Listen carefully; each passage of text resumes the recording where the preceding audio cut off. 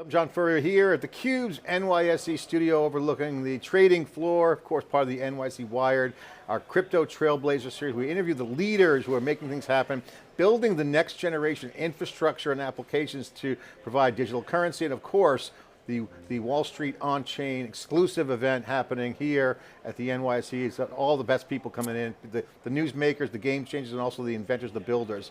The Lynq Network CEO, Jerald David is here, Crypto Trailblazer. Welcome to theCUBE here at their NYSE Wired studios. Thanks for coming in. Thanks for having me, John. Excited to be with you today. Yeah, I'm smiling because before we came on camera, we were talking about the old ICO days, 2017, 2018, and we had kind of a nuclear winter here in the US, bad environment. A lot of people had to flee the jurisdiction or stay international. Still, we have a global ecosystem in the crypto blockchain, infrastructure and other ecosystem around it. And right now it's good times in the sense of the builders are here, they're global. The financial institutions are leaning into and recognizing digital currency, digital work is going to be digitized. I mean, we all get bank statements, it's not really hard money, but you're starting to see like the revolution kind of moving faster. You're in the middle of it. What does Lynq Network do? And we'll get into some of the market dynamics. Yeah, well again, thanks for having me on the show. Really glad to be with you today. I think Lynq Network itself really solves a gap in the marketplace right now that's been created. I think one of the biggest challenges within digital assets itself, specifically for trading of digital assets, has always been the settlement component. Settlement's always been really, really hard. That's really the reason why stable tokens evolved, don't forget, right? Is that there wasn't really a natural way for one to transfer a US dollar because banking rails were significantly slower than blockchain technology itself really is. So there was a technology that existed, created by a company called signature bank, Signet, that was created by a company called Tacit. And they created the first tokenized deposit network. And it allowed for people to transfer, really institutions to transfer tokenized shares back and forth, tokenized dollars from one to the other, to settle a transaction, to onboard to exchange, or really to go ahead and create, let's say, a stable token. So we've actually taken that technology and we've revolutionized it now to take a different instrument, to have that travel on the rails and to deliver interest back to users who are doing it. Yeah, and we here at the NYSE, it's behind us, they're trading, real time's everything. Payment rails have been around. Right. Settlement has always been that code to crack. That's right. I mean, it sounds like it's easy to do. Payment rails are easier, much easier than settlement. Talk about why that's the case and why it's so important to nail this one piece. Yeah, I think you probably have to be our age to really understand it, because you can look back at history and you can think about how this evolved in the way that it did. But really the reason why you have these T+1, T+2, and T+3 settlements was that you had paper trails. And you had to go ahead and process paper in order for you to actually transfer the actual dollars that were underlying it. As technology has developed, obviously now, technology has caught up and you no longer need these T+1, T+2, and T+3 settlements. I think that blockchain, or many have realized that blockchain is an ideal solution and a way for the industry itself to come together to try to solve for that. The Crypto Trailblazers series, we've been uncovering a lot of new data and interesting trends. I think for me, the most exciting is the one that kind of caught me off guard. I actually thought the financial industry was a lot slower, like the telco industry. I always call them icebergs that move at glacier speed. But surprisingly, the financial institutions have been working on stuff for years. So even though you hear now, oh, we're never going to do this, that, the other thing, they're actually further along. Share your perspective on this, because the disruption that's coming is significant to the plumbing of how money moves. You got programmable money, you've got store of value, all those things are in place. The regime and the regulatory side's looking really good. You got the Genius Act, the Clarity Act, so you got things are lining up. That's right. What is the state of the financial markets, the people, the institutions behind it? Are they as far along than they're saying? And what do you see, what's that next shoe to drop? Yeah, so I think that that is a large misunderstanding in the industry. I think people look at these banks and they look at different financial institutions, even beautiful NYSE over here as well, right? And people think that that they're these old stodgy institutions, and that couldn't be further from the truth. Right? The banks themselves have innovation labs. They've been exploring digital asset use cases all along. They've been dealing with things like how is it that one can take a tokenized treasury and use that for collateral and move that within the bank. There have been so many different explorations that have happened outside of some of the leading institutions, not to mention JPMorgan and Citi and other different projects like Project Guardian, for example, which is so important to the industry. So when I think about what's going to happen next and how this all works, you think about adding blockchain into this, and then you think about adding the digital asset that can ride on those rails. I think that things like T+1, T+2, T+3 go away very, very fast. What's the bar in terms of like the hurdle, from terms of like mass adoption in your mind? What's needed? Where's the to-do items? Take us through the key sequence of events that need to happen or need to accelerate. Yeah, so I think it's retail applications that are going to be the key that's going to start driving this further, right? You've got a segment of the retail market right now that's actually utilizing digital assets, but the use case they're using it for is for transactional value, right? They're using it as a speculative instrument. They've heard about Dogecoin. They've heard about some of these other different names that are out there. Maybe it's Solana, maybe it's Avalanche, and essentially they're buying those tokens and speculating on whether or not they're going to actually appreciate or depreciate. And that essentially is what the use case is right now. That couldn't be further from the truth going forward. On a go-forward basis, I think that stablecoins are going to begin to drive adoption. I think there's going to be a bifurcation in the marketplace between stable tokens, which will be used for retail use cases, and then tokenized versions of, let's say, a treasury, that'll be used in financial institutions that'll be sending tokenized versions of these, cross-border and to other different counterparties they have. That's basically front-end, back-end kind of situation, as we talk about in tech. Yeah. All right, so the market's looking good. You got to love the market right now. Talk about the business model for you guys.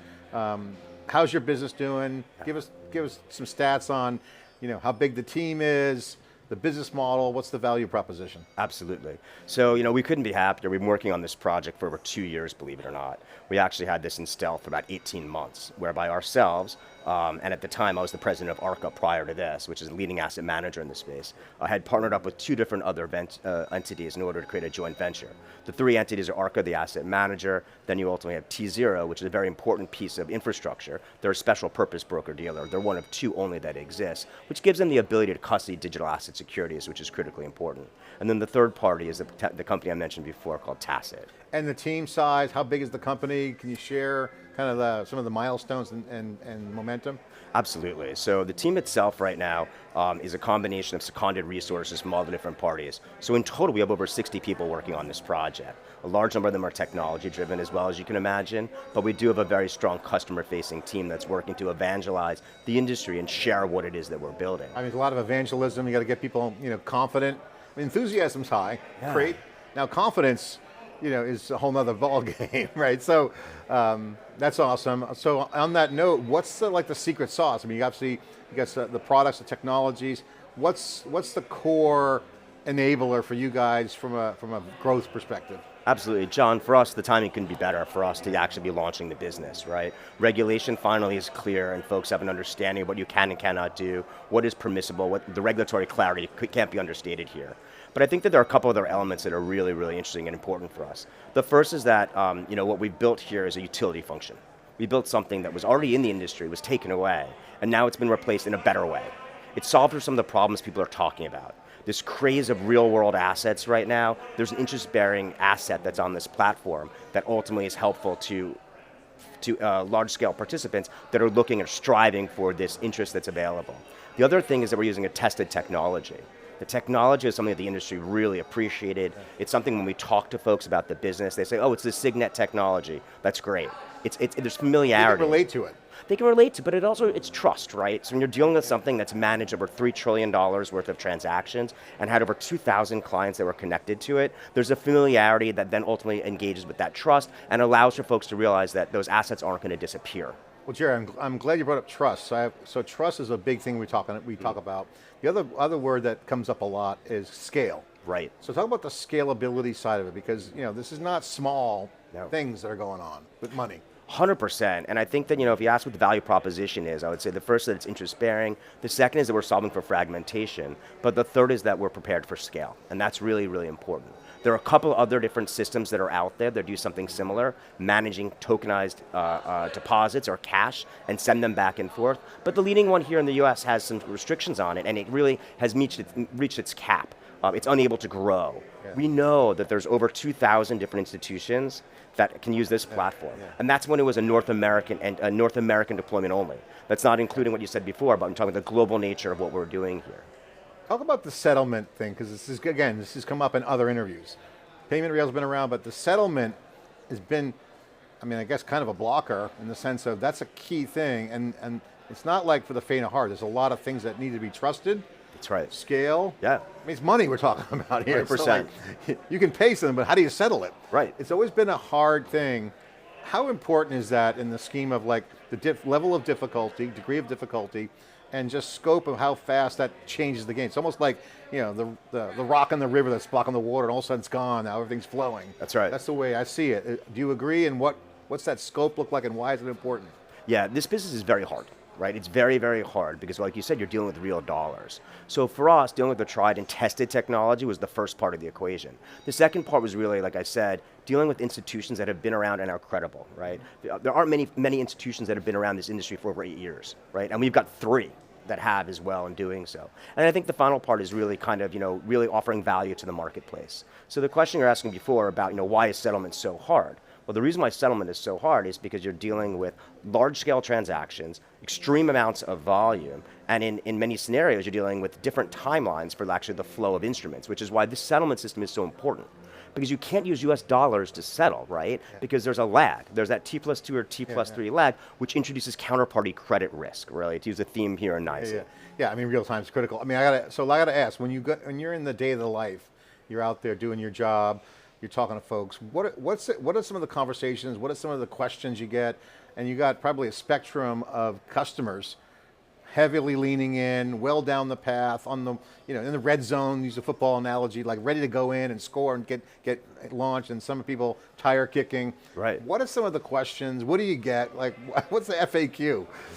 Yeah, I mean, there's a ton of questions because what we built is really, really complicated. Yeah. We've taken 3 standalone institutions and bolted them together and offered a bespoke platform for clients, which no one's done before. There are other different, funds that are out there that offer bespoke tokens, but no one's bolted the whole thing together. So I think the kind of questions that we're getting really here are the most, which are, institutional grade products. Where's my counterparty credit risk? How do you mitigate that? And things of that nature. And I think that the solution we've put forward is so regulatorily compliant that it instills confidence when users actually dissect and understand what we've built. Yeah, I mean, hats off to you. I really appreciate what you do. And curious question for you is, I was talking with Dave Vellante, my co-founder, co-CEO. We were talking about fintech. Right. And it's like, is that even still a category? So technically I would say crypto has evolved to be fintech. Right.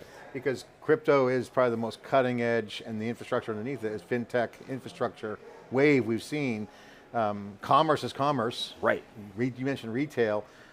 Is fintech even a category? Is it just native now? I mean, so like, what's your view on that whole, categorization? Absolutely. Of fintech. Yeah, I mean, John, like one school of thought would be what you're saying, which is you take, and I would look at it a little differently. I wouldn't say crypto, but it's like blockchain, right? Yeah. That blockchain fits squarely into that. But I think that what you're seeing now is the vertical is becoming this AI blockchain vertical right now, which is standalone. You've got venture capitalists who are investing solely in this field right now. You've got an entire burgeoning industry that's grown. There's a global presence right now, and it's becoming mainstream. So I would go on a limb, and I wouldn't go on a limb. Yeah. I would say very, very confidently. Exactly. I'm glad you brought up AI. We're what, 20 minutes in? We haven't talked about AI yet, which is like probably a record these days.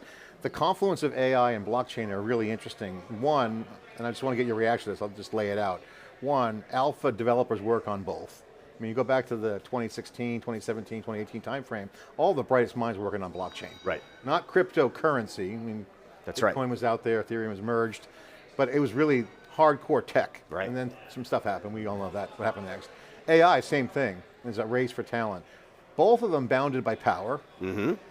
Okay, so there's a lot of similarities between the AI wave and crypto. That's right. What's your opinion on how that comes together? We're already seeing AI infusing into everything.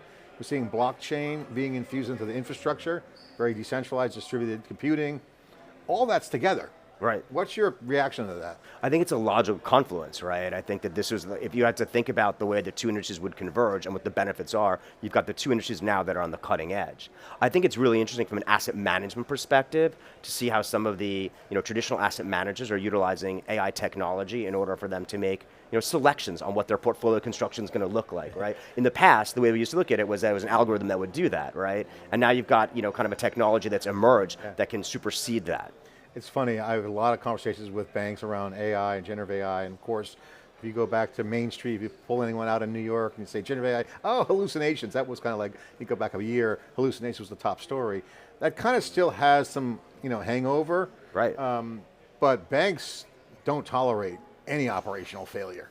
So like They can't. They can't. It's zero tolerance. Right. And so it's a fatal flaw. So as you look at the stability, what is the view from your perspective? Is it regulatory? Do we need more rules? Is it less rules?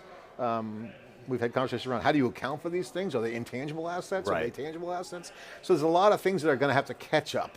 Right. What's your opinion on what you see as needed to-do items for areas that, hey, don't lag, because if you do, you'll either be out of business or things won't work right.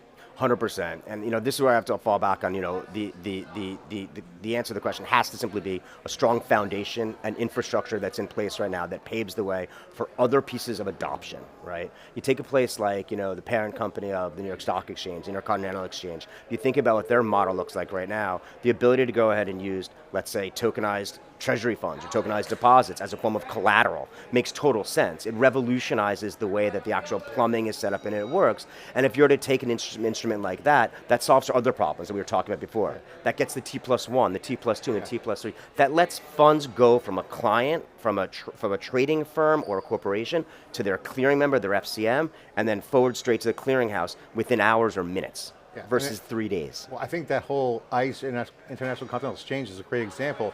They're huge.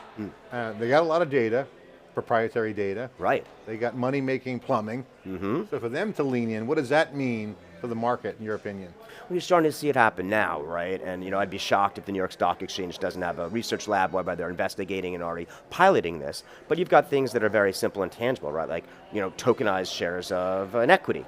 Right? You're dealing with the largest marketplace in the world right behind us. So, it would be logical to think that that would be a front-end customer facing to go back to before. How do customers come in? You give them a digital asset they can hold on to themselves that represents their own interest in a company. Yeah, it's mind-blowing. I want to get your mind-blowing ideas of what could happen. I'll just give you my observation of some of the interviews. I had a startup in here, and his kind of crazy idea was, let's tokenize equity and stock options. Crazy idea. Crazy idea. Hey, it's going to be valuable someday. And so, and selling it.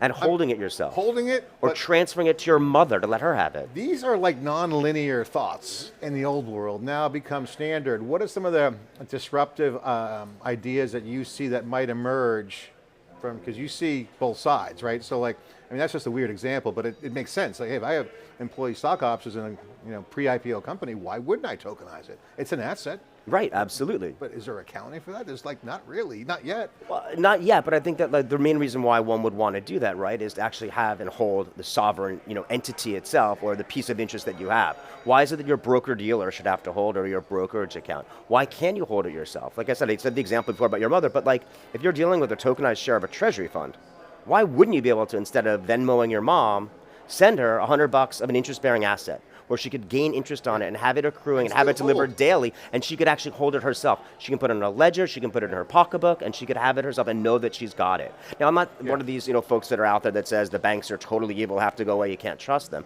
There's a role and there's a place for them. But for the folks that may have that insight, this is a way that you can go ahead and solve it. I think what you were getting at is interesting. In AI, they call it human in the loop. Right. The banks will be in the loop because the institutions have to be in the loop. It's interesting because if you think about how radical the idea is, one of the things that's happening in Silicon Valley right now is SPVs, special purpose vehicles, being set up to essentially wrangle equity out of these secondaries. Right. Now that's a random thought, but that's what's happening. So that's just simply a form that there's not yet, it could move more efficiently. Yeah. There's a lot of been a blowback for some of these SPVs. If you've been following that, it's like, wait a minute, is that even legal? One, wait a minute, who's actually getting liquid? So, to me, that's just a tell sign. It's that the inevitable is going to happen here. Right. Do you agree? What's your thoughts on that, or is that a wrong example? No, I think it's happening, right? And I think that the SPV craze is, as we were talking before the show started, right, is not just out in Silicon Valley. It's happening across the entire country and the world right now. SPVs are popping up left and right, and they're trying to obviously, be used as a vehicle in order to offer to the public. Right, digital asset companies, digital asset treasuries, or even some firms that are out there that potentially even could be a combination or a roll-up of other firms. Well, Jerry, great conversation. Definitely want to look forward to drilling down. Congratulations on the progress. Final thought, put a plug in for what you're working on. You guys hiring, going public, What are you looking to do? What are you optimizing for? What's on your to-do list? Yeah, I think that we're in serious growth mode right now. That's where we are. Yeah. We've onboarded our first 16 companies to the broker-dealer in partnership with Galaxy BTC2, Wintermute, Crypto.com, Falcon X, and a whole bunch of other investors on our cap table. Yeah. We're super excited about the future and really creating a utility layer for the entire industry. Well, great to have you on. FinTech TV is going to be doing a lot of content. theCUBE's going to do a lot of content. NYSE Wired community. We got the Wall Street on Chain exclusive event. Of course, Crypto Trailblazers series. Thanks for being part of it. Appreciate it. Appreciate it. Thanks for having me on the show today. I'm John Furrier with theCUBE here, bringing you all the data and all the transformation that's happening. We are living in a world that is evolving very, very fast, and digital, everything's up in the air. When it comes down, it's going to land and be a whole new reality. Of course, we're doing our part to keep you informed. Thanks for watching.